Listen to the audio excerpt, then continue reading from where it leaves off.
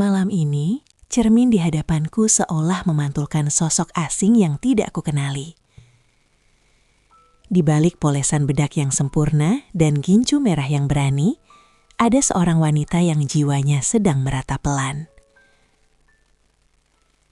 Aku menatap pantulan mataku sendiri.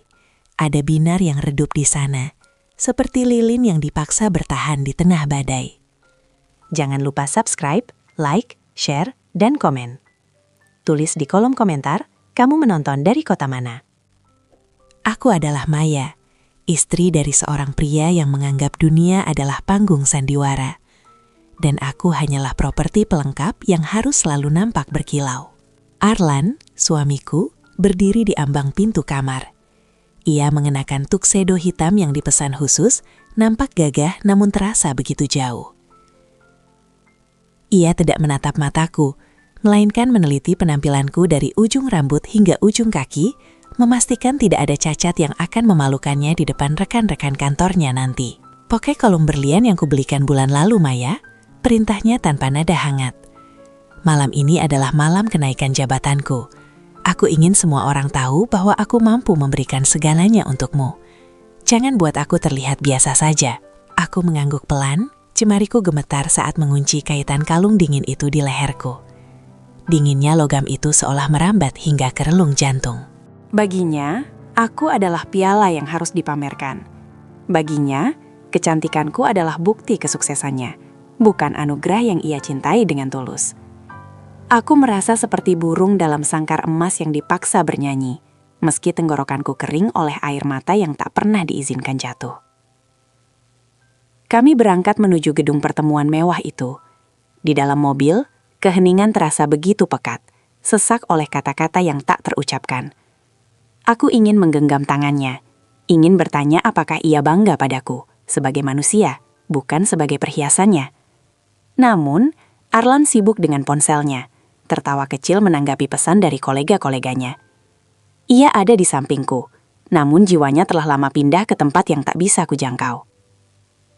Sesampainya di sana, lampu kristal yang megah menyambut kami dengan cahaya yang menyilaukan. Harum parfum mahal dan denting gelas kaca mengisi udara. Arlan segera menarik pinggangku, merangkulku dengan posesif, namun sentuhannya terasa hampa. Ia membawaku berkeliling, memperkenalkan aku pada satu persatu petinggi perusahaan dengan nada suara yang ditinggi-tinggikan. Ini Maya, istriku, ucapnya berulang kali dengan senyum yang dipaksakan sempurna. Aku hanya bisa tersenyum, meski kakiku mulai lecet karena sepatu hak tinggi yang ia pilihkan. Sepatu itu cantik, tapi sempit. Sama seperti pernikahan ini, indah dipandang dari jauh, namun menyiksa setiap langkah yang kutempuh. Aku merasa seperti sedang berjalan di atas pecahan kaca yang halus, berusaha tetap tegak agar tidak merusak citra yang ia bangun dengan susah payah. Di sudut ruangan, aku melihat seorang pria berdiri tenang. Pak Bram, sang CEO yang memiliki tatapan mata setajam elang namun sedalam samudra. Ia hanya mengangguk kecil saat mata kami bertemu sesaat.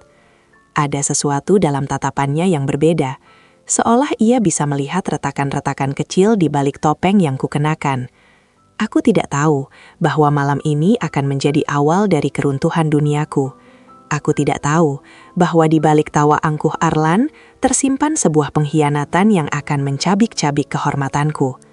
Aku hanya bisa berdiri diam, memeluk diriku sendiri dalam keramaian sambil bertanya-tanya, sampai kapan aku harus menjadi bayangan dalam hidup yang bukan milikku sendiri? Pertanyaan itu terus bergaung di kepalaku, memantul di antara dinding-dinding aula yang megah, tenggelam di bawah riuh rendah musik klasik yang mengalun. Aku berdiri di sisi Arlan, merasakan jemarinya yang mencengkram lenganku begitu erat, seolah aku adalah barang berharga yang takut dicuri, namun tanpa sedikit pun kelembutan di dalamnya. Setiap kali seseorang mendekat untuk memberi selamat atas jabatan barunya, Arlan akan membusungkan dada, dan aku akan secara otomatis melukis senyum di wajahku. Senyum yang kurawat dengan sisa-sisa kekuatanku, agar tidak terlihat seperti sebuah ratapan. Kau luar biasa malam ini, Arlan, dan istrimu sungguh bunga yang mempercantik taman perusahaan ini, puji salah satu direktur dengan nada yang terasa hambar di telingaku. Arlan tertawa, tawa yang terdengar terlalu nyaring, terlalu dibuat-buat. Tentu saja, aku selalu memastikan hanya memiliki yang terbaik dalam hidupku, baik itu mobil, jam tangan, maupun istri. Hatiku mencelos. Aku bukan lagi seorang wanita yang memiliki mimpi dan rasa. Aku disandingkan dengan benda mati yang bisa dibeli dengan lembaran kertas berharga. Di balik bedak tebal yang menutupi pucat wajahku, aku merasa kulitku mulai retak. Aku ingin berteriak bahwa aku memiliki nama. Aku memiliki hati yang bisa berdarah. Tapi suaraku tertahan di kerongkongan, tercekik oleh asap cerutu dan aroma anggur merah yang mulai memenuhi ruangan. Udara di dalam aula ini terasa semakin tipis. Aku merasa oksigen yang kuhirup telah terkontaminasi oleh kesombongan yang meluap-luap. Aku meminta izin pada Arlan untuk pergi ke sudut ruangan, mencari sedikit ketenangan di dekat jendela besar yang menatap ke arah kota yang bermandikan cahaya lampu. Di sana, aku bisa melihat bayanganku di kaca. Aku melihat seorang wanita yang mengenakan gaun indah, namun memiliki mata yang layu. Aku menyentuh permukaan kaca yang dingin, membayangkan jika aku bisa menembusnya dan terbang menjadi bagian dari kegelapan malam, jauh dari tatapan-tatapan yang menghakimi dan tangan-tangan yang menuntut. Tiba-tiba, sebuah suara rendah membuyarkan lamunanku. Lampu kota terkadang lebih jujur daripada lampu kristal di ruangan ini, bukan? Aku tersentak dan menoleh. Pak Bram sudah berdiri beberapa langkah di sampingku, memegang gelas kristal yang berisi air putih, bukan anggur seperti yang lain. Ia tidak menatapku dengan tatapan memuja seperti pria-pria lain di pesta ini. Matanya teduh, namun ada ketajaman yang seolah mampu membaca paragraf-paragraf kesedihan yang kusembunyikan di balik bulu mata palsu ini. Pak Bram, sapaku dengan suara gemetar sambil menundukkan kepala sedikit. Kau terlihat lelah, Maya. Bukan lelah fisik, tapi lelah yang berasal dari tempat yang jauh lebih dalam. Ucapnya pelan, hampir menyerupai bisikan angin. Aku terdiam, terpaku oleh kejujurannya yang mendadak. Belum sempat aku membalas, suara Arlan yang lantang memanggil namaku dari tengah ruangan. Ia berdiri di dekat panggung kecil, memegang gelas tinggi dengan wajah yang mulai memerah akibat alkohol. Ia memanggilku bukan dengan cinta, tapi dengan nada perintah yang mutlak, seolah ia sedang memanggil pelayan untuk menunjukkan atraksi terakhirnya. Aku melangkah kembali ke arahnya, merasakan setiap langkahku semakin berat, seolah sepatu kacaku kini telah berubah menjadi timah. Aku kembali ke sisinya, kembali ke bawah sorotan lampu yang menyilaukan, tanpa menyadari bahwa badai yang sesungguhnya baru saja menarik napas panjang sebelum menghantam hidupku. Arlan merangkul bahuku dengan kasar.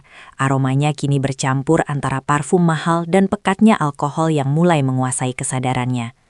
Aku bisa merasakan detak jantungku sendiri yang berpacu tidak beraturan, seperti genderang perang yang ditabuh di kejauhan, memberi peringatan bahwa malam yang megah ini sedang menuju sebuah jurang yang gelap.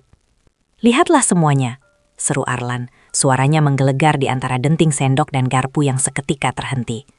Malam ini bukan hanya tentang posisi baru bagi saya. Malam ini adalah tentang perayaan kebebasan dan keberanian. Tangannya yang memegang gelas kristal bergetar sedikit, namun matanya memancarkan sinar aneh, sebuah ambisi yang liar dan tak terkendali. Aku menunduk, menatap pantulan cahaya lampu pada ujung sepatu kacaku yang kini terasa semakin mencekik jemari kaki.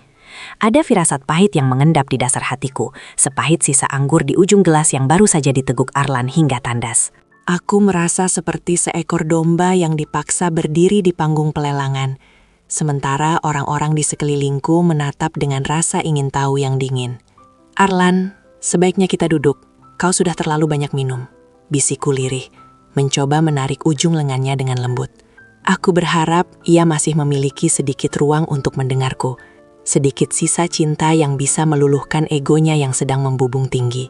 Namun, ia justru menepis tanganku dengan gerakan yang cukup keras hingga membuatku nyaris kehilangan keseimbangan.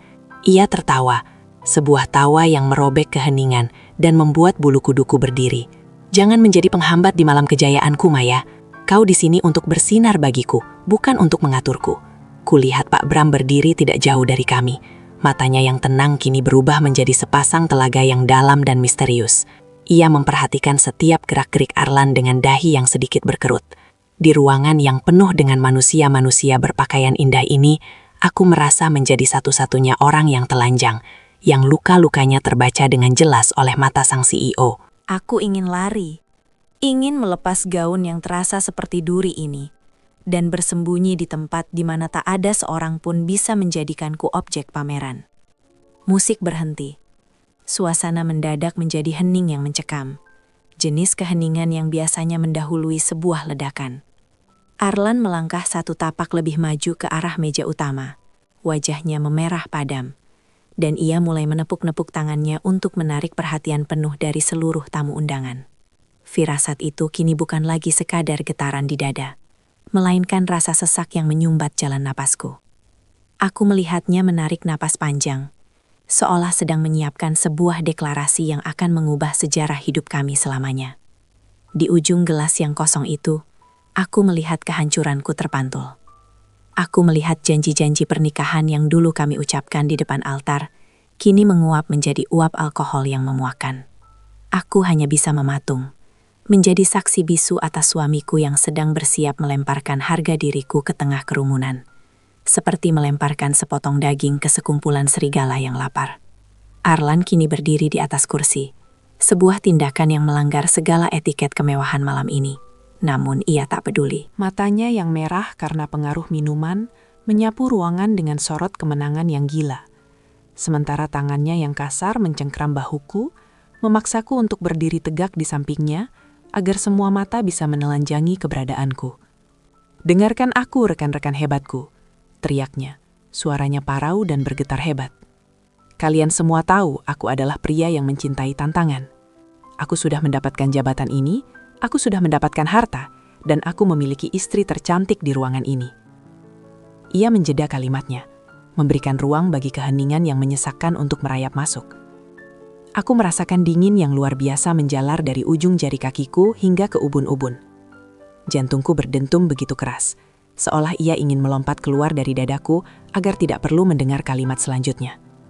Aku menatap lantai, memohon dalam hati agar bumi terbelah dan menelanku bulat-bulat sebelum penghinaan ini menjadi nyata. Tapi malam ini, aku bosan dengan rutinitas. Arlan tertawa keras, tawa yang terdengar seperti pecahan kaca yang digiling. Aku ingin sesuatu yang lebih memacu adrenalin. Jadi, aku punya penawaran gila untuk kalian semua yang berani. Siapa yang mau tukar istri denganku malam ini? Aku bosan dengan yang ini. Siapa yang berani memberikan miliknya untuk ditukar dengan kecantikan Maya? Duniaku runtuh seketika. Langit-langit gedung yang megah itu seolah rubuh menimpa pundakku. Kalimat itu bukan lagi sekadar gurauan mabuk.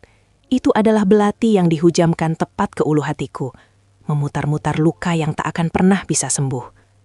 Air mata yang selama ini kutahan di balik bedak tebal mulai menggenang, mengaburkan pandanganku. Aku merasa bukan lagi manusia. Aku adalah barang barter, sebuah komoditas yang nilainya ditentukan oleh nafsu dan kesombongan suamiku sendiri. Orang-orang di sekitar kami mulai berbisik. Ada yang tertawa canggung, ada yang menutup mulut karena keterkejut, namun tak satu pun dari mereka yang bergerak untuk membelaku. Aku menoleh ke arah Arlan, berharap melihat sedikit saja penyesalan di wajahnya. Namun yang kutemukan hanyalah seringai lebar yang mengerikan. Ia menatapku seolah aku adalah rongsokan yang tak lagi berharga, menganggap luka di mataku sebagai hiasan pesta yang tidak penting. Di tengah kegilaan itu, suasana mendadak membeku. Suara langkah sepatu yang berat dan berwibawa memecah kerumunan. Pak Bram, sang CEO yang sejak tadi hanya dia mengamati, kini berjalan mendekat dengan aura yang begitu pekat hingga mampu memadamkan api kesombongan Arlan dalam sekejap. Wajahnya datar, sekeras batu karang, namun matanya memancarkan kilatan yang tak terbaca. Kehadirannya memaksa Arlan terdiam, meski suamiku itu masih mencoba mempertahankan senyum konyolnya. Aku berdiri di sana, gemetar, dengan napas yang terputus-putus, menanti hukuman apa lagi yang akan dijatuhkan takdir padaku. Arlan baru saja membuangku ke tempat sampah kehinaan, dan kini sang penguasa perusahaan berdiri tepat di hadapan kami, siap memberikan jawaban yang sama sekali tidak disangka oleh siapapun di ruangan ini. Pak Bram tidak segera bicara. Ia membiarkan keheningan itu merayap, mencekik tawa Arlan yang perlahan memudar menjadi seringai yang kaku dan penuh kegugupan. Di bawah lampu kristal yang memantulkan cahaya dingin, Pak Bram menatapku, bukan dengan tatapan menelanjangi seperti para tamu lainnya, melainkan dengan sebuah tatapan yang sulit kuartikan, seolah ia sedang melihat sebuah permata yang baru saja diinjak-injak di atas lumpur. Tadi kau bertanya siapa yang mau menerima tawaranmu, Arlan? Suara Pak Bram memecah kesunyian. Begitu tenang namun memiliki bobot yang mampu meruntuhkan panggung tempat Arlan berdiri. Arlan berdeham, mencoba mengumpulkan kembali sisa-sisa keberaniannya yang mulai menguap. Ya Pak Bram, hanya sekadar penyemangat pesta. Anda tahu, saya pria yang suka berbagi keindahan. Ucap Arlan dengan suara yang sedikit bergetar, mencoba mengubah penghinaannya menjadi sebuah lelucon picisan. Pak Bram melangkah satu tapak lebih dekat, hingga jarak di antara mereka hanya sebatas helaan napas. Aku bukan pria yang suka bercanda dengan sebuah tawaran, ucap Pak Bram dingin. Aku terima tawaranmu. Aku akan mengambil istrimu malam ini. Udara di sekelilingku seolah tersedot habis. Aku merasakan duniaku berhenti berputar. Kalimat itu jatuh seperti hukuman mati yang dijatuhkan di depan halayak ramai. Aku menoleh ke arah Arlan, berharap ia akan tertawa dan mengatakan bahwa ini semua adalah kesalahan besar, bahwa ia mencintaiku, dan bahwa ia tidak akan pernah membiarkan pria lain menyentuh ujung jariku sekalipun. Namun pemandangan yang kulihat justru lebih menyakitkan daripada pengkhianatannya. Wajah Arlan memucat, seputih kapas. Matanya membelalak bukan karena marah, karena cemburu, melainkan karena ketakutan yang murni terhadap kekuasaan pria di hadapannya. Ia panik, bukan karena akan kehilanganku, tapi karena ia menyadari bahwa ia baru saja menyerahkan kartu asnya kepada orang yang salah. Tapi Pak Bram, saya maksudnya... Arlan tergagap, keringat dingin mulai membasahi pelipisnya. Peraturannya sederhana, potong Pak Bram tanpa memedulikan kegagapan Arlan.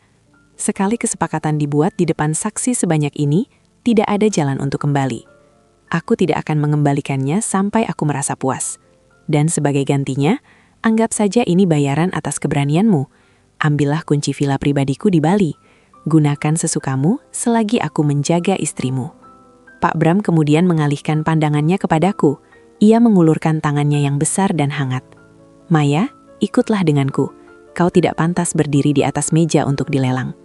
Aku menatap tangan itu, lalu menatap Arlan yang hanya diam mematung, seolah lidahnya telah dipotong oleh ketakutannya sendiri.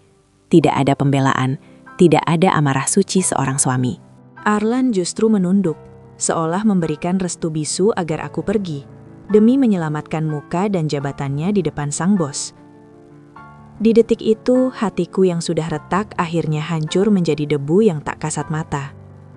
Dengan sisa martabat yang terkoyak, aku meletakkan jemariku di atas telapak tangan Pak Bram, meninggalkan Arlan yang mulai tenggelam dalam penyesalan yang terlambat.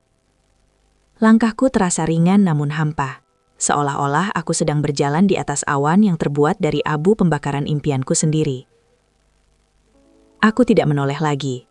Aku tidak ingin melihat wajah pria yang telah menghabiskan bertahun-tahun berbagi ranjang denganku, namun dengan ringannya membuangku demi ego yang tak seberapa. Di belakangku, aku bisa merasakan tatapan ratusan pasang mata yang menusuk punggungku. Sebagian kasihan, sebagian mencibir, namun tak ada satupun yang benar-benar mengerti betapa hancurnya jiwaku saat ini. Pak Bram menuntunku keluar dari aula yang menyesakan itu. Begitu pintu besar terbuka, udara malam yang dingin menyapu wajahku, membawa serta aroma tanah dan hujan yang belum tuntas jatuh. Nafas yang tadi tertahan di kerongkongan kini keluar dalam satu helaan panjang yang menyakitkan. Di depan lobi, sebuah sedan hitam mewah telah menunggu dengan pintu yang terbuka lebar, siap menelan keberadaanku yang kini tak tentu arah. Masuklah Maya. Suara Pak Bram terdengar lebih rendah, hampir menyerupai gemerisik daun di malam hari. Aku duduk di kursi belakang yang empuk, namun rasanya seperti duduk di atas bara api. Di dalam kabin mobil yang sunyi, keheningan menyergapku lebih kejam daripada teriakan Arlan tadi. Aku memandang keluar jendela, melihat lampu-lampu kota yang memanjang seperti air mata cahaya di kaca mobil yang mulai mengembun. Aku merasa seperti barang pesanan yang sedang diantar menuju alamat baru. Tidak ada percakapan, hanya deru mesin yang halus dan detak jantungku yang masih meratapi pengkhianatan paling hina dalam hidupku. Tanganku masih mengenakan cincin pernikahan itu. Lingkaran emas yang kini terasa seperti rantai yang membelenggu. Aku ingin melepasnya, ingin melemparnya ke jalanan yang gelap, namun jemariku terasa kaku, lumpuh oleh rasa tidak percaya. Bagaimana mungkin seorang pria yang dulu berjanji di depan Tuhan untuk menjagaku dalam suka dan duka, kini merelakan istrinya dibawa pergi oleh pria lain hanya karena sebuah harga diri yang salah arah? Pak Bram sesekali melirik melalui spion tengah. Matanya tidak menunjukkan nafsu yang dikhawatirkan semua orang di pesta tadi. Ada ketenangan yang aneh di sana. Sebuah ketenangan yang justru membuatku merasa semakin takut sekaligus penasaran. Aku tidak tahu kemana ia membawaku. Apakah ke villa mewah untuk menyelesaikan transaksi yang dimulai suamiku? Ataukah ke sebuah tempat di mana luka ini akan semakin diperdalam? Kau tidak perlu takut padaku, ucapnya tiba-tiba, memecah kesunyian yang mencekam itu. Aku mengambilmu dari sana bukan karena aku setuju dengan permainan rendah suamimu. Aku mengambilmu karena aku tidak tahan melihat keindahan dihancurkan oleh ketidaktahuan. Aku tetap diam. Kalimatnya memang puitis, namun hatiku sudah terlalu banyak menerima luka untuk bisa segera percaya pada kata-kata manis. Air mataku akhirnya jatuh, satu persatu, menghapus bedak tebal yang selama ini melindungi rapuhnya jiwaku. Aku menangis tanpa suara, membiarkan kesedihan ini mengalir deras, menyadari bahwa mulai malam ini, jalan pulangku telah tertutup selamanya. Aku telah melangkah jauh, dan langkah ini adalah langkah yang tak akan pernah kembali. Mobil terus melaju, membelah kegelapan malam yang kian pekat, mendaki jalanan berliku menuju sebuah tempat yang jauh dari hiruk-pikuk kota yang munafik. Di sampingku, Pak Bram tetap membisu, membiarkan isak tanganku menjadi satu-satunya melodi yang mengisi ruang sempit itu. Aku merasa seperti sehelai daun kering yang ditiup badai, tak tahu di mana aku akan mendarat, atau apakah aku akan hancur saat menyentuh tanah nanti. Akhirnya, kendaraan besar itu berhenti di depan sebuah gerbang kayu tinggi yang nampak kokoh namun anggun. Saat gerbang itu terbuka, sebuah villa yang berdiri megah di ujung tebing menyambut kami. Di bawahnya, suara deburan ombak yang menghantam karang terdengar seperti nyanyian duka yang panjang. Pak Bram turun lebih dulu dan membukakan pintu untukku. Ia tidak menarik tanganku. Ia hanya berdiri di sana, memberikan ruang bagiku untuk memilih melangkah sendiri. Ini bukan penjara, Maya. Anggaplah ini perlindungan yang tidak bisa diberikan oleh rumahmu yang dulu, ucapnya lembut. Sementara angin laut memainkan helai rambutnya yang mulai memutih di bagian pelipis. Aku melangkah masuk ke dalam villa itu dengan ragu. Interiornya begitu hangat, jauh dari kesan dingin dan kaku seperti yang kubayangkan. Tidak ada pelayan yang menyambut, hanya ada aroma kayu cendana dan cahaya lampu berwarna kuning keemasan yang menenangkan. Namun, hatiku tetap waspada. Aku masih seorang wanita yang baru saja diserahkan sebagai jaminan oleh suaminya sendiri. Aku tidak bisa melupakan bagaimana Arlan menatapku tadi, tatapan seorang pedagang yang puas telah melepas beban dagangannya. Duduklah, kau butuh waktu untuk bernapas. Pak Bram menunjuk sebuah sofa bludru yang menghadap langsung ke arah samudera lepas di balik dinding kaca besar. Aku duduk dengan kaku, memeluk bahuku sendiri yang masih terasa dingin. Kenapa Pak Bram? Kenapa Anda mau melibatkan diri dalam kegilaan Arlan? Suaraku akhirnya keluar, meski terdengar serak dan nyaris pecah.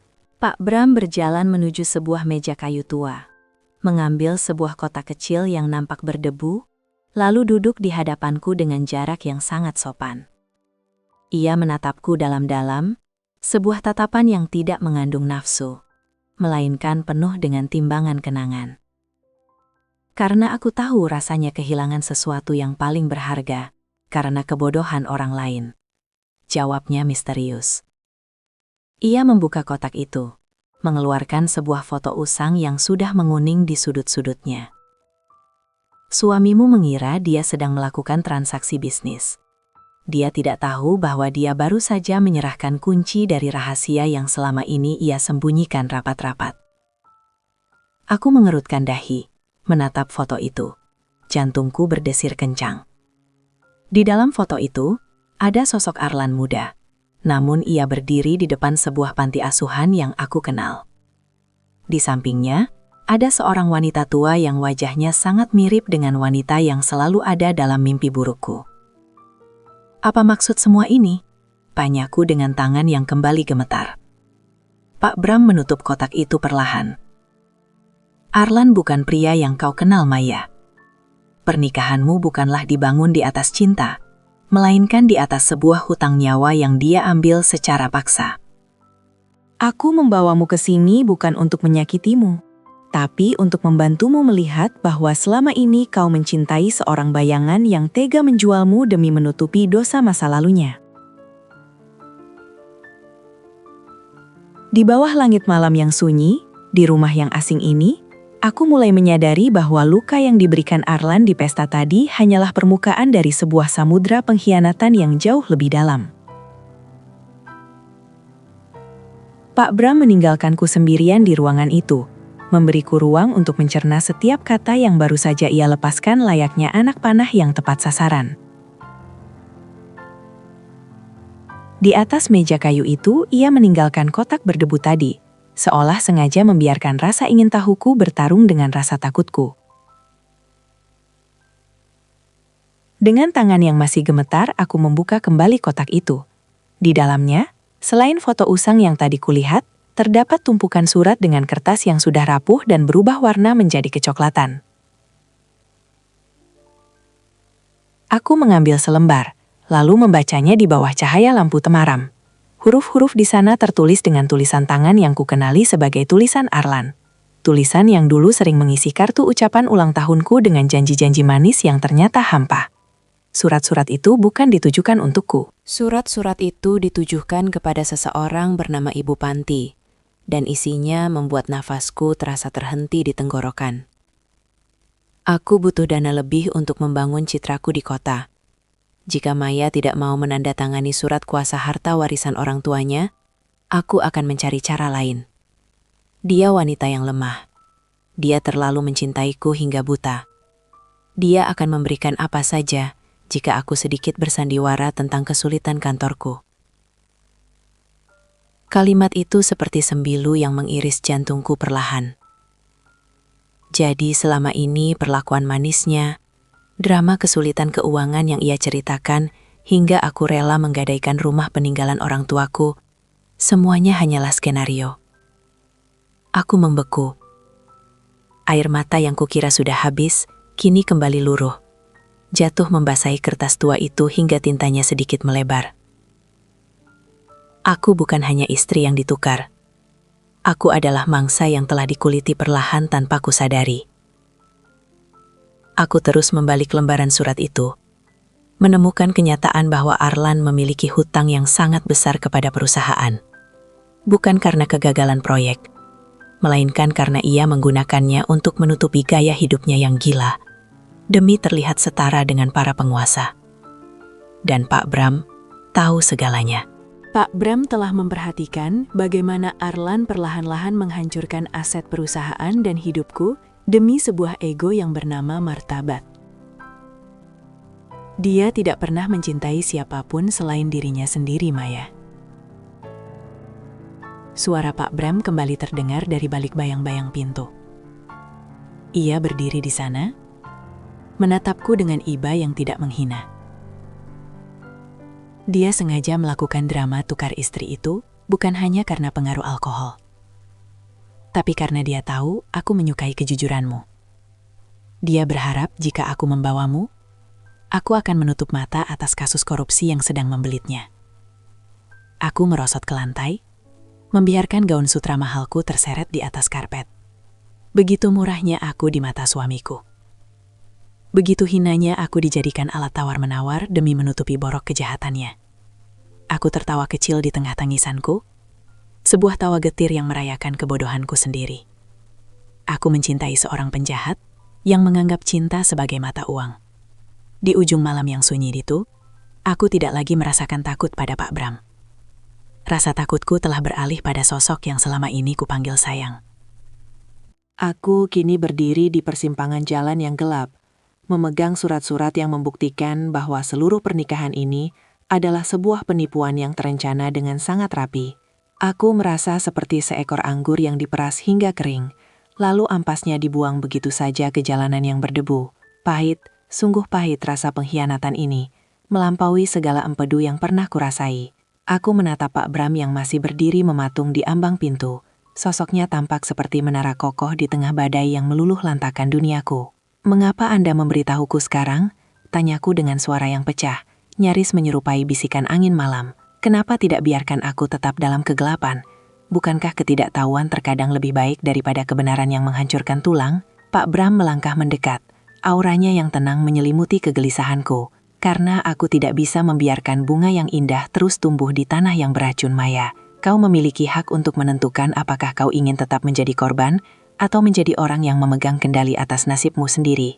Aku terdiam, memeluk kotak itu erat-erat ke dadaku. Di satu sisi, ada amarah yang membara. Api yang ingin membakar setiap kenangan tentang Arlan hingga menjadi abu. Aku ingin melihatnya jatuh, ingin melihat wajah angkuhnya tersungkur di tanah saat semua kebohongannya terungkap. Namun di sisi lain, ada sisa-sisa hati yang bodoh. Hati yang masih mengingat bagaimana ia dulu memayungiku di bawah hujan, bagaimana ia dulu berjanji akan menjadi pelindung terakhirku. Logikaku berteriak untuk menghancurkannya, namun jiwaku yang lelah hanya ingin berlari dan bersembunyi dari kenyataan ini. "Arlan akan bangkrut jika Anda mengungkap ini semua, bukan?" tanyaku lagi, mencari kepastian di balik mata Pak Bram yang tajam. Dia sudah bangkrut secara moral, Maya. Secara finansial, hanya masalah waktu sebelum hukum mengetuk pintunya, jawab Pak Bram tegas. "Pilihan ada di tanganmu. Apakah kau ingin menyelamatkan pria yang telah menjualmu, atau kau ingin menyelamatkan dirimu sendiri yang selama ini kau abaikan?" Dilema itu mencengkeramku begitu kuat. Menyelamatkan Arlan berarti aku harus terus hidup dalam kebohongan, menjadi perisai bagi seorang pria yang baru saja menelanjangiku di depan rekan-rekannya.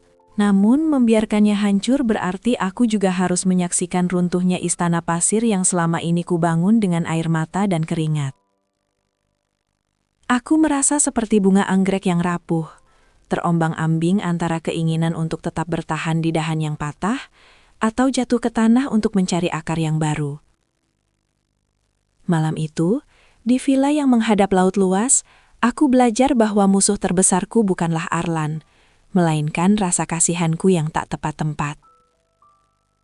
Aku berdiri di tepi jendela, menatap ombak yang terus menghantam karang tanpa kenal lelah. Karang itu tidak hancur, ia tetap tegak meski disakiti berkali-kali. Mungkin sudah saatnya aku berhenti menjadi air mata dan mulai belajar menjadi karang. Namun, menjadi kuat bukanlah perkara mudah semudah membalikan telapak tangan yang selama ini hanya terbiasa memohon doa. Malam berganti fajar yang abu-abu, dan aku masih terjaga di balik jendela besar villa Pak Bram, menatap cakrawala yang perlahan tersingkap. Di kejauhan, aku melihat sebuah mobil melaju kencang mendaki jalanan tebing, memecah kesunyian pagi dengan deru mesin yang terdengar seperti kepanikan yang dipaksakan. Aku tahu itu dia. Aku tahu aroma ketakutan yang dibawa oleh debu jalanan itu milik Arlan. Mobil itu berhenti mendadak di depan gerbang. Aku melihat Arlan turun dengan pakaian yang sudah kusut, tidak lagi tampak seperti singa podium yang semalam berteriak dengan penuh kesombongan. Ia tampak kecil, rapuh, dan gemetar. Sebuah pemandangan yang dulu mungkin akan membuat hatiku tersayat, namun kini hanya menyisakan rasa hambar yang dingin di ulu hatiku. Ia mulai berteriak, memanggil namaku, suaranya pecah menabrak dinding-dinding batu villa. "Maya, keluar Maya, aku tahu kau di dalam. Aku minta maaf, itu hanya lelucon mabuk. Aku butuh kau pulang sekarang." Teriaknya dari balik gerbang yang terkunci rapat. Aku tetap berdiri di balik kaca, menjadi bayangan yang tak tersentuh di jendela. Aku melihatnya bersimpuh di depan gerbang, namun matanya tidak menatap ke arah kamar, melainkan sesekali melirik ke arah ponsel di tangannya. Aku tahu, dia tidak sedang merindukanku, dia sedang merindukan keselamatannya. Tanpa aku di sisinya sebagai tameng moral, tanpa harta warisanku yang sedang ia incar untuk menutupi lubang korupsinya, Arlan hanyalah sebuah kerangka yang menunggu waktu untuk runtuh. Pak Bram muncul di halaman. Langkahnya tenang menyerupai penguasa hutan yang sedang menghadapi penyusup kecil. Ia tidak membuka gerbang, hanya berdiri di sana dengan kedua tangan di saku celana. Dari tempatku berdiri, aku tidak bisa mendengar apa yang mereka bicarakan. Tapi aku bisa melihat gestur tubuh Arlan yang mulai memohon-mohon. Bahkan nyaris mencium tanah di depan kaki pria yang semalam ia tantang dengan angkuhnya. Duniaku serasa berputar. Inilah pria yang dulu kupuja, pria yang kusebut sebagai imam dalam setiap sujudku. Ternyata, harga dirinya hanya sebatas jabatan dan tumpukan kertas utang. Saat ia merasa posisinya terancam, ia rela membuang istrinya. Dan saat ia merasa hartanya terancam, ia kembali merangkak seperti pengemis cinta yang palsu. Aku menyentuh kaca jendela yang dingin, merasakan getaran suaranya yang kini terdengar seperti suara asing bagiku. Ada bagian dari diriku yang ingin membuka pintu dan memakinya, mengeluarkan semua duri yang menyumbat dadaku. Namun ada bagian lain, bagian yang lebih bijak, yang membisikkan bahwa diam adalah pembalasan yang paling puitis untuk seorang pengkhianat. Lihatlah istrimu untuk terakhir kali, Arlan, gumamku pelan, meski ia tak mungkin mendengarnya. Sebab wanita yang kau jual semalam telah mati di atas meja pesta itu. Dan wanita yang berdiri di jendela ini tidak lagi mengenalmu. Aku tidak lagi mampu hanya menjadi penonton bisu dalam sandiwara yang menyakitkan ini. Langit seolah memahami gejolak di dadaku. Awan hitam yang sejak tadi menggantung akhirnya pecah, menumpahkan tangisan langit yang menderu. Dengan langkah yang mantap meski jantungku berdegup kencang, aku keluar dari perlindungan villa, membiarkan butiran air hujan yang dingin membasahi gaun pestaku yang kini sudah tak lagi berarti. Begitu pintu gerbang dibuka oleh penjaga atas perintah Pak Bram, Arlan langsung menerjang ke arahku. Ia mencoba menggenggam tanganku, namun aku menariknya kembali seolah tersentuh bara api. Wajahnya yang basah oleh hujan tampak begitu menyedihkan, namun matanya masih memancarkan aura manipulasi yang selama ini membutakanku. Maya, syukurlah kau keluar. Ayo kita pulang sayang. Pak Bram hanya bercanda, dan aku hanya terlalu banyak minum semalam. Aku tidak bermaksud membuangmu, ucapnya. Suaranya bersaing dengan gemuruh petir di kejauhan. Aku menatapnya lurus, membiarkan air hujan mengalir di pipiku, menyamarkan air mata yang mungkin masih tersisa. Berhenti bersandiwara, Arlan. Aku sudah membaca surat-surat itu. Aku sudah tahu tentang dana perusahaan, tentang warisan orang tuaku, dan tentang bagaimana kau menganggapku sebagai jaminan hutang-hutangmu. Seketika, ekspresi memohon di wajah Arlan membeku. Ketakutan yang tadi ia tunjukkan berubah menjadi sesuatu yang lebih gelap. Sebuah kepanikan seorang pemburu yang terpojok. Surat apa? Itu pasti fitnah. Bram pasti sengaja memfitnahku agar bisa memilikimu. Ia menunjuk ke arah Pak Bram yang berdiri tak jauh dari kami. Tetap tenang seperti mercusuar di tengah badai. Aku tidak butuh fitnah untuk menghancurkanmu, Arlan. Suara Pak Bram menyela, berat dan berwibawa. Bukti-bukti itu berbicara lebih keras daripada teriakanmu di pesta semalam. Kau tidak hanya mengkhianati istrimu, kau mengkhianati setiap kepercayaan yang kuberikan padamu. Arlan kembali menatapku, kali ini dengan tatapan yang tajam dan penuh tuntutan. Maya, dengarkan aku. Jika kau tidak pulang bersamaku sekarang, jika kau tidak membantuku menjelaskan pada dewan direksi, kita akan kehilangan segalanya. Rumah kita, mobil kita, status kita. Kau mau hidup melarat? Aku tersenyum getir, sebuah senyuman yang terasa seperti sayatan di jiwaku sendiri. Kau takut kehilangan statusmu, Arlan. Aku sudah kehilangan harga diriku semalam karena mulutmu. Kau takut melarat. Aku sudah melarat secara batin sejak hari pertama kau merencanakan penipuan ini di belakangku. Hujan semakin deras, seolah ingin mencuci bersih segala kotoran yang menempel pada hubungan kami yang telah busuk.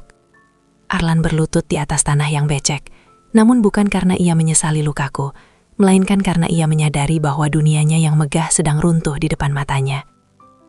Ia mencoba meraih ujung gaunku, memohon sekali lagi, namun aku melangkah mundur. Di bawah amukan badai ini, aku menyadari bahwa cinta yang selama ini kujaga hanyalah sebuah istana dari debu yang kini telah dilarutkan oleh hujan kebenaran.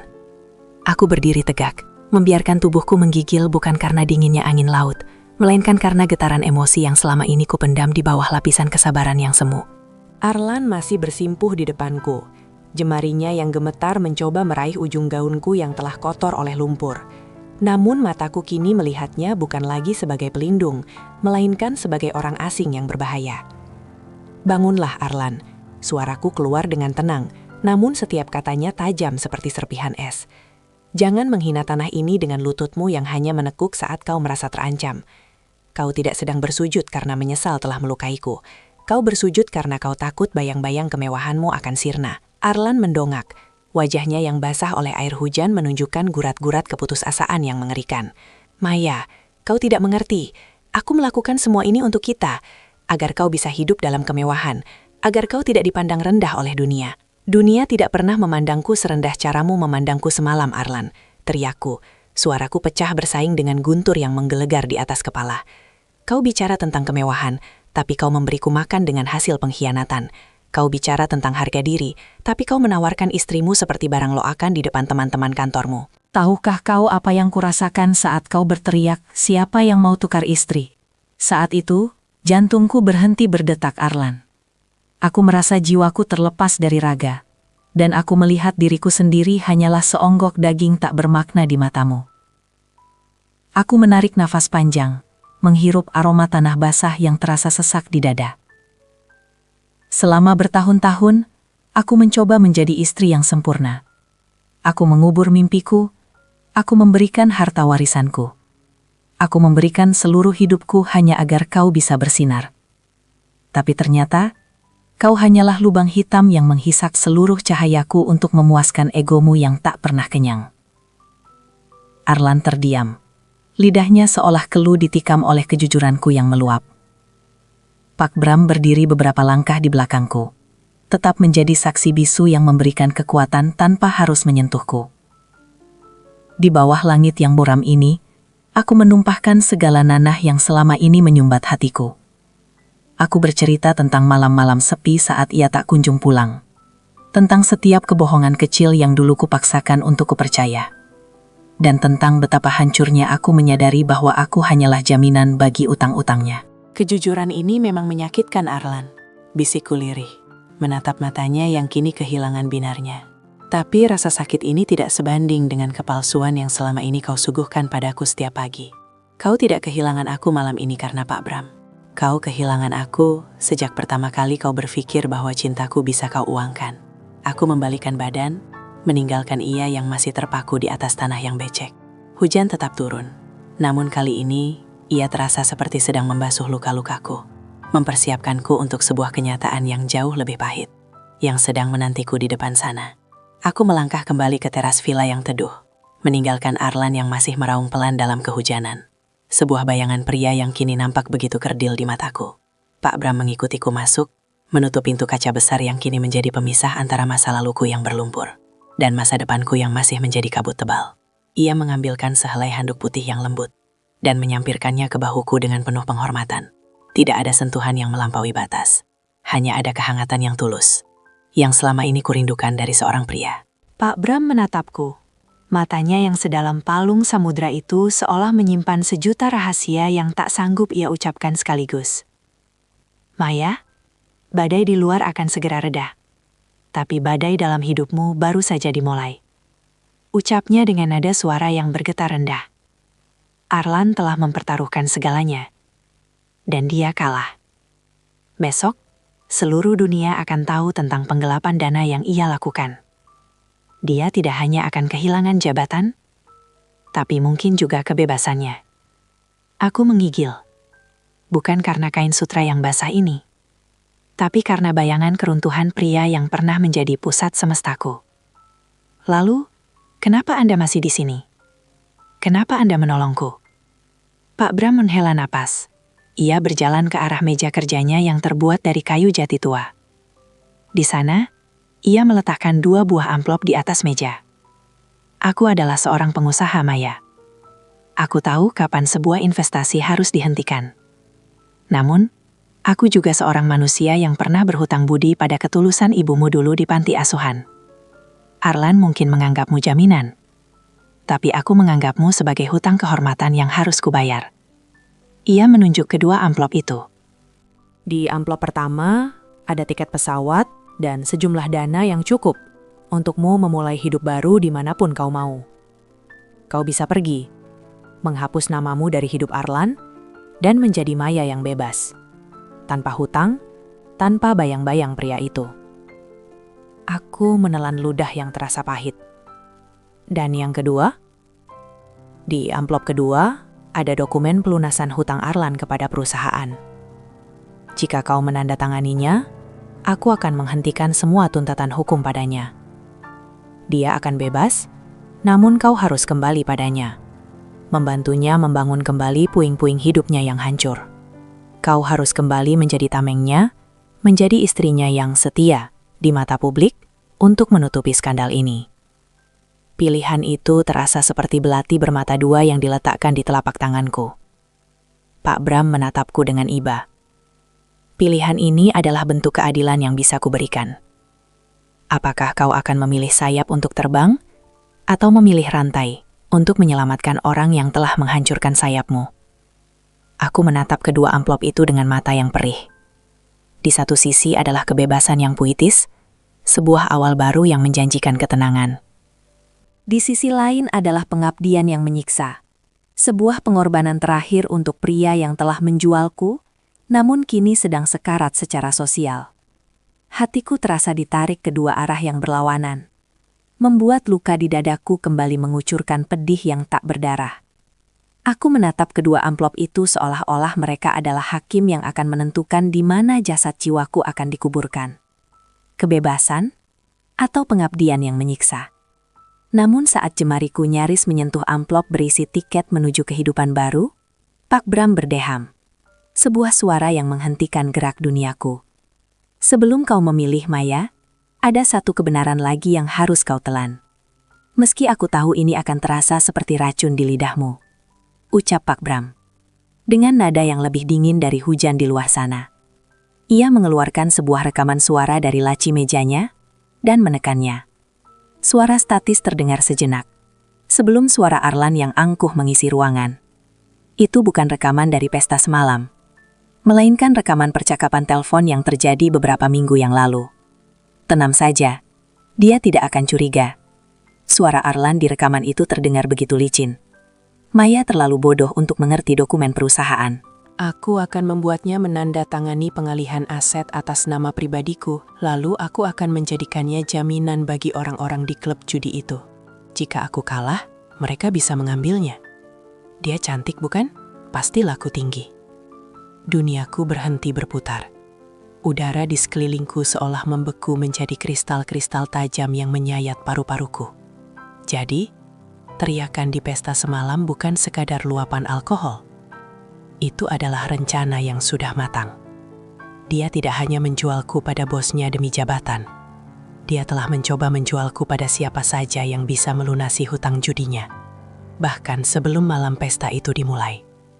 Dia sengaja menciptakan skenario di pesta itu agar aku mengambilmu. Lanjut Pak Bram. Matanya menatapku dengan simpati yang mendalam. Dia tahu aku memiliki prinsip kehormatan. Dia berharap aku akan melunasi hutang-hutangnya sebagai bayaran atas dirimu. Sehingga dia bisa bebas dari kejaran orang-orang berbahaya yang sudah mengancam nyawanya. Aku terjatuh di kursi. Merasa seluruh tulangku melunak menjadi air. Pengkhianatan ini bukan lagi sekadar luka. Ini adalah pembunuhan karakter yang paling kejam. Pria yang selama ini kupanggil rumah, ternyata adalah arsitek yang merancang reruntuhanku sendiri. Dia tidak menjadikanku jaminan karena terdesak. Dia menjadikanku umpan sejak awal. Jadi, semua air matanya di bawah hujan tadi? Tanyaku dengan suara yang hampir tak terdengar. Hampa dari segala emosi. Hanya akting terakhir untuk memastikan kau merasa iba dan memilih amplop kedua. Jawab Pak Bram pahit. Dia butuh kau untuk tetap menjadi istrinya, agar dia bisa mengakses sisa warisan orang tuamu yang masih terkunci. Dia tidak butuh cintamu, Maya. Dia butuh kuncimu. Aku menatap amplop kedua. Dokumen pelunasan hutang itu. Kini kertas itu nampak seperti kain kafan yang dipenuhi kuman. Rasa cintaku yang tersisa, yang tadi sempat meronta ingin menyelamatkannya, kini mati sepenuhnya. Tidak ada lagi percikan api. Hanya ada abu dingin yang ditiup angin. Aku menyadari bahwa selama ini aku tidak sedang mencintai seorang manusia, melainkan sebuah monster yang mengenakan topeng suamiku. Di bawah lampu villa yang temaram, aku mengambil keputusan. Bukan keputusan yang lahir dari amarah, melainkan dari sebuah kesadaran yang sangat pahit.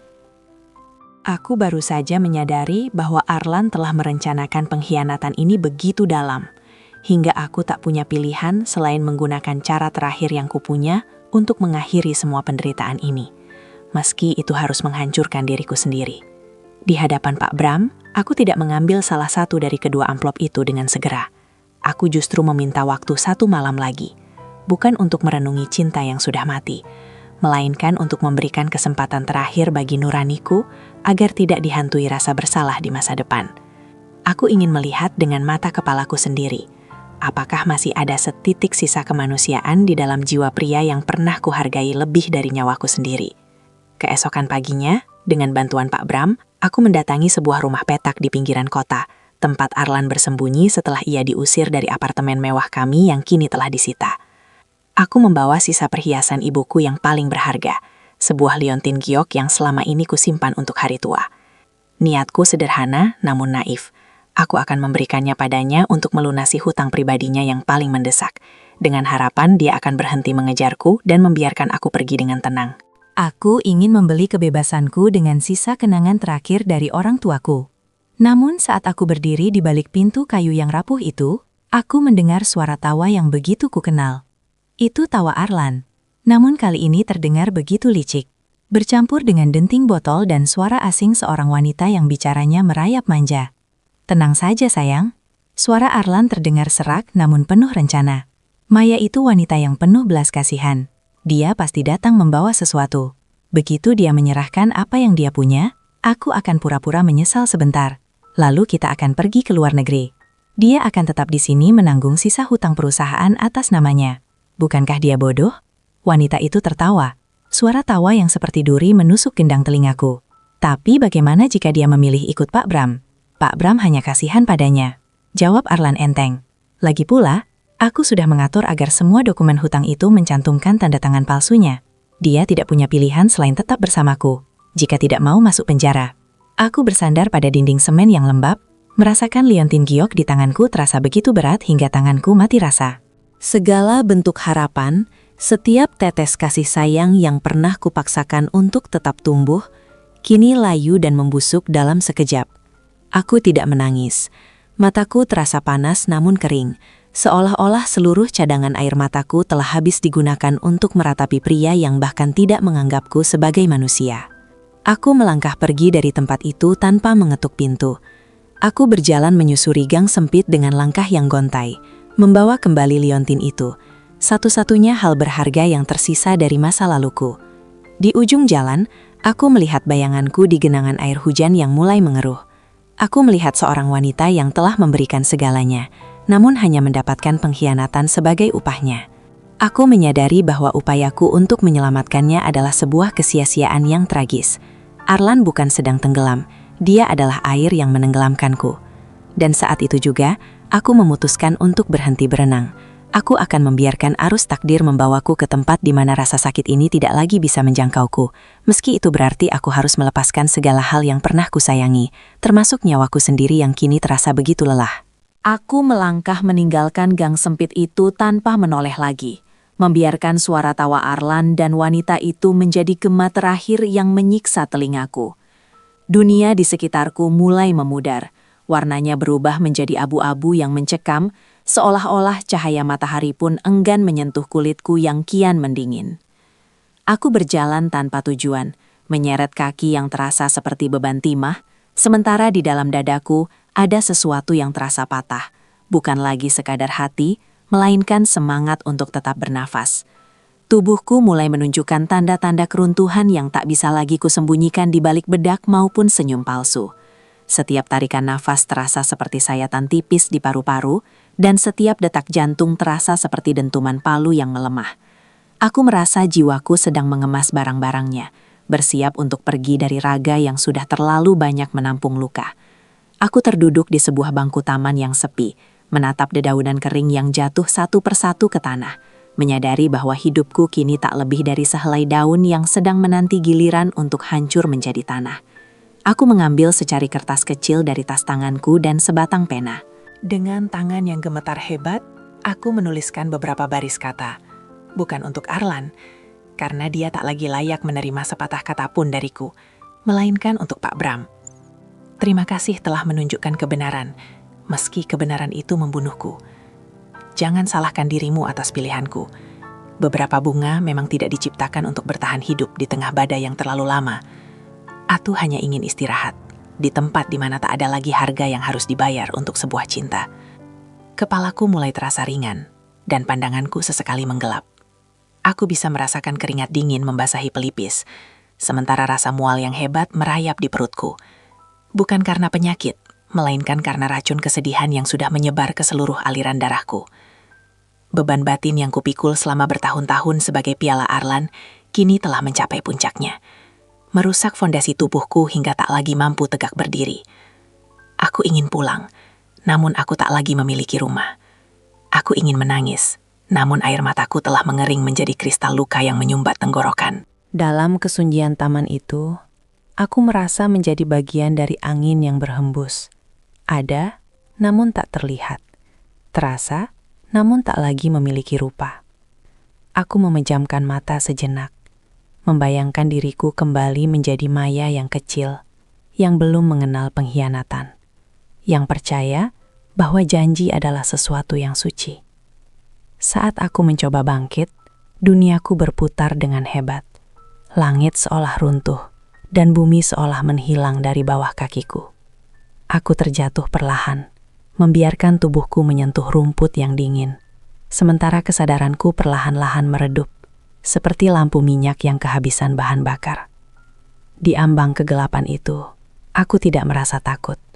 Aku justru merasa damai, seolah-olah akhirnya aku menemukan pintu keluar dari labirin rasa sakit yang selama ini menjebakku tanpa ampun.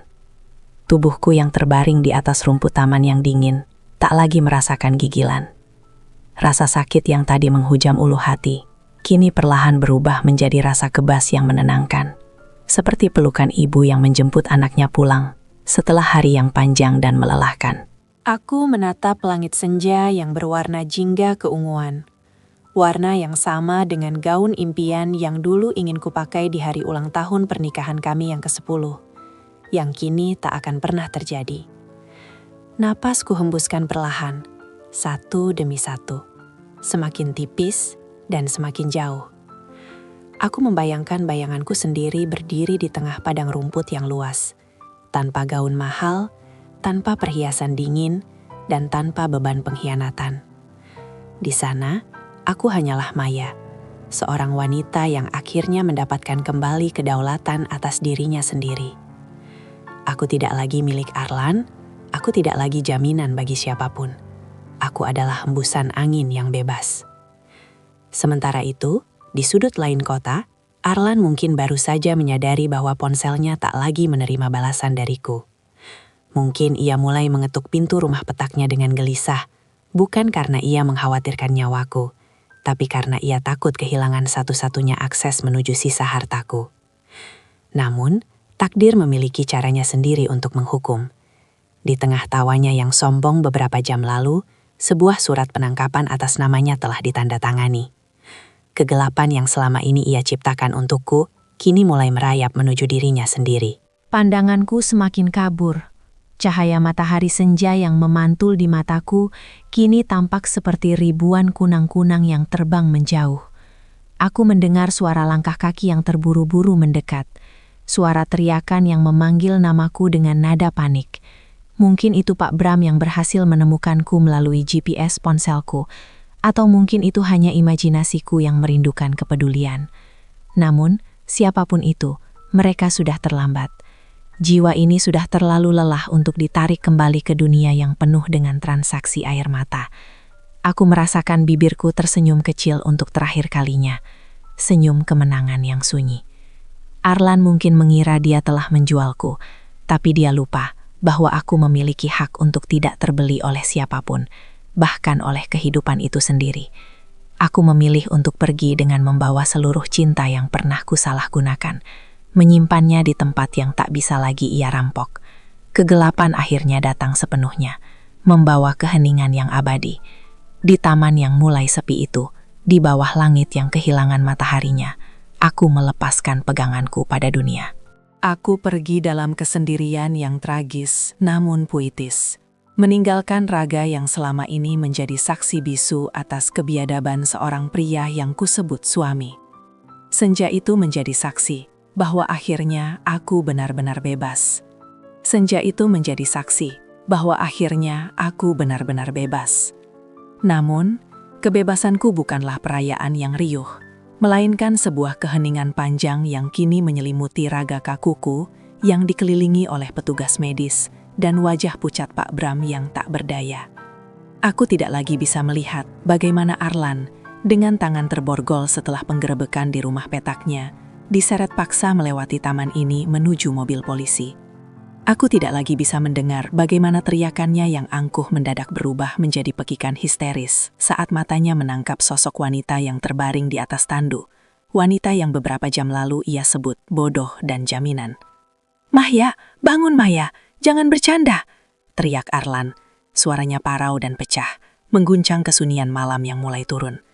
Langkah kakinya yang tertatih mencoba mendekat, namun petugas menahannya dengan kuat. Untuk pertama kalinya, aku melihat wajah itu bukan lagi penuh dengan rencana busuk, melainkan penuh dengan kehancuran yang murni. Ia menatap telapak tanganku yang terkulai lemas, di mana masih terselip secari kertas untuk Pak Bram. Arlan meraung, sebuah suara yang keluar dari kedalaman tenggorokan yang tersedak oleh debu penyesalan. Ia baru saja kehilangan segalanya, pekerjaannya, martabatnya, dan kini satu-satunya wanita yang pernah mencintainya tanpa syarat. Ia teringat malam di pesta itu, saat ia berdiri di atas meja dan meneriakkan harga diriku sebagai barang barter. Ia teringat bagaimana ia menepis tanganku saat aku memohonnya untuk pulang. Kini, ia ingin sekali saja menggenggam tangan itu, ingin sekali saja membisikkan kata maaf yang tulus, namun waktu telah menutup pintunya rapat-rapat. Penyesalan adalah api yang membakar dari dalam, dan Arlan kini sedang terbakar hebat dalam api yang ia sulut sendiri dengan bensin kesombongannya. Pak Bram menghampirinya dengan langkah yang berat, menyerahkan liontin giok yang ditemukan di dekat tubuhku. Dia ingin memberikan ini padamu untuk melunasi hutangmu, Arlan. Dia ingin menyelamatkanmu, bahkan setelah kau menjualnya, ucap Pak Bram dengan nada yang begitu dingin hingga mampu membekukan sisa-sisa napas Arlan. Kau memenangkan taruhanmu, Arlan. Kau bebas dari hutang, tapi kau kehilangan nyama dari kehidupanmu sendiri. Arlan jatuh berlutut di atas aspal yang keras, memeluk liontin itu ke dadanya seolah-olah benda mati itu bisa mengembalikan nyama yang telah terbang. Ia menangis terseduh-seduh, namun air matanya tak lagi memiliki kekuatan untuk membasuh dosa-dosanya. Di bawah lampu jalan yang remang-remang, ia menyadari bahwa kemewahan yang ia kejar hanyalah fata morgana yang membawanya ke gurun kesepian yang abadi. Aku melihatnya dari tempat yang jauh, dari dimensi di mana rasa sakit tak lagi memiliki rasa. Aku melihat suamiku yang dulu angkuh, kini hancur menjadi puing-puing penyesalan yang terlambat. Tidak ada rasa dendam yang tersisa di hatiku, hanya ada rasa iba yang lamat-lamat. Aku telah pergi, meninggalkan ia yang kini harus membusuk di balik teruji besi, ditemani oleh bayangan wajahku yang akan menghantuinya di setiap detak jam yang tersisa dalam hidupnya yang sunyi. Namun kepergianku bukanlah akhir dari cerita yang telah kutulis dengan air mata ini. Di luar sana, di bawah sorotan lampu media yang haus akan skandal, Pak Bram berdiri tegak sebagai satu-satunya pelindung bagi namaku yang telah lama dicoreng oleh keserakahan Arlan. Ia tidak membiarkan duniaku terkubur begitu saja bersama jasadku. Ia memilih untuk menyalakan lilin kebenaran di tengah kegelapan yang pekat. Beberapa hari setelah pemakamanku yang sunyi, Pak Bram mengadakan sebuah konferensi pers di kantor pusat. Tempat yang sama di mana Arlan pernah merasa seperti raja semalam. Namun kali ini tidak ada pesta, tidak ada gelas kristal dan tidak ada tawa sombong. Ruangan itu dipenuhi oleh keheningan yang menghormati. Pak Bram melangkah ke podium, memegang sebuah map yang berisi seluruh catatan kebaikanku yang selama ini kusembunyikan dari dunia, demi menjaga martabat Arlan yang rapuh. Dunia mengenal Maya sebagai istri yang ditukar dalam sebuah taruhan gila.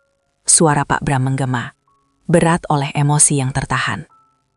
Tapi dunia perlu tahu bahwa Maya adalah wanita yang selama 5 tahun terakhir ini, secara diam-diam mendanai panti asuhan tempat suaminya dibesarkan. Dia menjual perhiasannya bukan untuk gaya hidup, tapi untuk memastikan anak-anak yatim itu memiliki sekolah yang layak. Sesuatu yang suaminya sendiri lupakan saat ia sibuk mengejar jabatan. Pak Bram berhenti sejenak, menatap kamera dengan pandangan yang menusuk nurani setiap orang yang menonton. Maya bukan hanya korban dari seorang pria egois. Dia adalah martir dari sebuah sistem yang seringkali lebih menghargai kemilau berlian daripada kemurnian hati. Dia memberikan segalanya, bahkan warisan orang tuanya, untuk menutupi lubang-lubang dosa yang dibuat oleh suaminya, hanya karena ia percaya pada sebuah janji suci yang ternyata dikhianati sejak hari pertama. Mendengar itu, orang-orang yang dulu mencibirku di malam pesta kini tertunduk malu. Penonton di rumah merasa sesak di dada, menyadari bahwa mereka telah menyaksikan sebuah berlian yang dihancurkan oleh tangan yang seharusnya menjaganya. Pak Bram kemudian mengumumkan bahwa seluruh sisa aset perusahaan yang dikorupsi Arlan, yang secara hukum telah dikembalikan padaku sebelum aku tiada, akan disumbangkan seluruhnya untuk membangun yayasan perlindungan bagi wanita-wanita yang mengalami kekerasan emosional dalam rumah tangga. Ini adalah pelajaran terakhir dari Maya. Lanjut Pak Bram dengan nada lirih. Bahwa jangan pernah menghargai seseorang hanya saat ia sudah menjadi debu. Jangan menunggu seseorang kehilangan napasnya untuk menyadari betapa berharganya udara yang ia berikan bagi hidupmu.